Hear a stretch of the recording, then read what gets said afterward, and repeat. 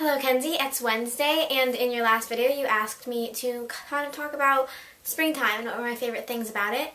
And just a note that this room that I'm in has absolutely no lights on. It's just completely natural light.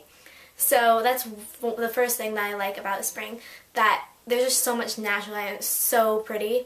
And today I had a late start at school, and I just love waking up to the sunshine opposed to waking up when it's still dark out, which is usually what I do because I wake up around 5 or 6 in the morning every day. And so it's kind of really nice to kind of wake up when it's light out and it seems more natural. It's been really nice out recently and I love it so much. Another thing that I really like is the flowers and everything.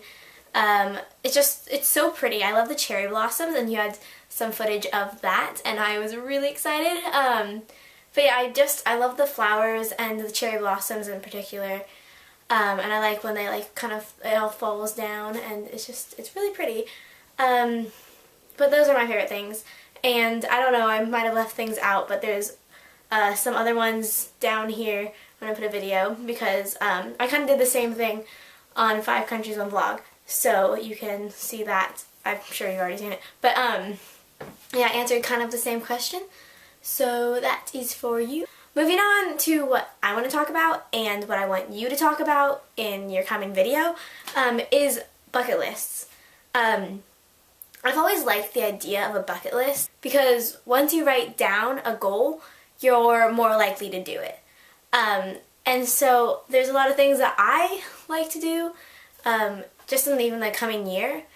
And so I'd like to share some with you. My first goal is to get to Chicago as soon as possible, which, given my plans, is going to be in the summer. But I personally am just so excited to go back. And I'm just really excited to see the people that I've been wanting to see for a really long time now. I've always wanted to spend a Valentine's Day passing out roses because I always thought of Valentine's Day as not something personal, not something that is all about you, but rather giving your love and show that you care to others, opposed to the popular belief that it's kind of all about you and your love life and how everyone's so sad when they're single.